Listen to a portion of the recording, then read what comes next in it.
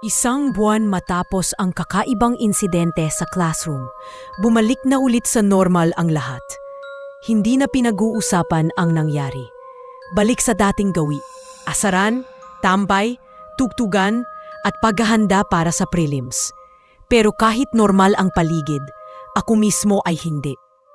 Kasi deep inside, may mabigat akong dinadala. Noon, kakadiagnose lang kay mama ng cancer. Hindi ko pa alam na depression na pala yung nararamdaman ko. Akala ko simpleng lungkot lang, pero halos araw-araw dala-dala ko yon.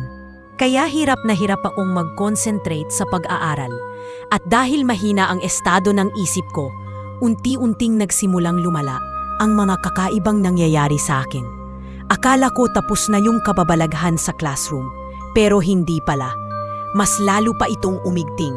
At doon nagsimula ang serye ng sleep paralysis. Summer of 2010. Pabalik na ako noon sa 4th year high school. Walang internet sa lugar namin, kaya ang libangan lang, TV, arcade, gitara o skateboard. Broken-hearted pa ako noon. Haha, classic emo days. Excited ako kasi malapit na ang pasukan at nakikita ko ulit mga tropa ko. Pero isang gabi bago ang pasukan, hindi ako makatulog. May kasalan malapit sa amin at ang lakas ng tugtugan, ramdam sa buong subdivision. Habang gising na gising ako, iniisip ko kung anong mangyayari sa school year, kung anong kurso kukunin ko. Pero wala pa rin akong direksyon. Sa sobrang pag-iisip, nakatulog din ako at doon nagsimula ang kakaibang panaginip. Ang panaginip, nakita ko ang sarili ko sa harap ng school. Punong-puno ng estudyante, lahat naka-unipormeng puti. Ingay ng tao, ingay ng tricycle, parang normal na araw lang. Pero nung pumasok ako sa gate, lahat ng tao biglang nawala. Tahimik ba? Hindi. Naroon pa rin ang ingay, pero wala namang tao. Doon ko na-realize na nananaginip ako. Pumasok ako sa dati naming classroom para tingnan kung may tao. Wala, pero yung ingay andoon pa rin. Lumapit ako sa blackboard, hinawakan ko ito. At paglingon ko sa pinto, andon ang English teacher ko. Pero wala siyang mukha. Plain na balat lang, parang Slenderman. Gusto kong sumigaw pero walang lumalabas na boses. Unti-unti siyang lumalapit. Ang mga kamay niya nakaunat papunta sa mukha ko. Parang gusto akong sunggaban. Habang papalapit siya, mas lumalakas ang ingay hanggang sa narinig ko ng malinaw. 3 boses, isang lalaking tumatawa, isang babaeng umiiyak, at isang tinig na parang baliktad ang salita. Takot na ako noon.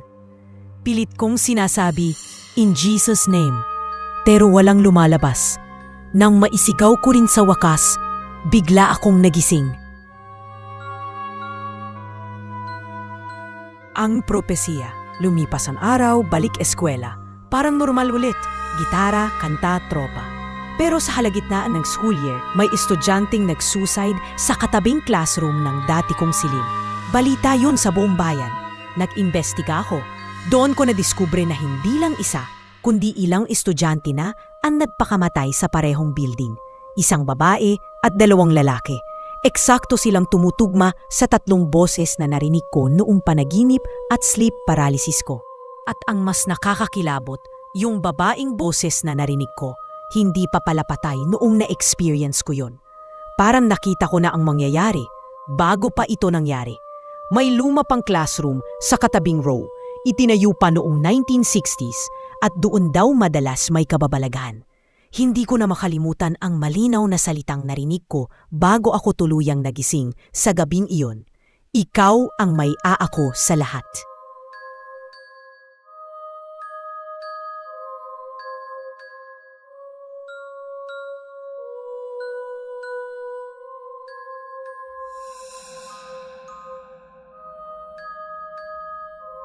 Kung naramdaman mong may nanonood habang pinapakinggan mo to, baka hindi lang imahinasyon yan.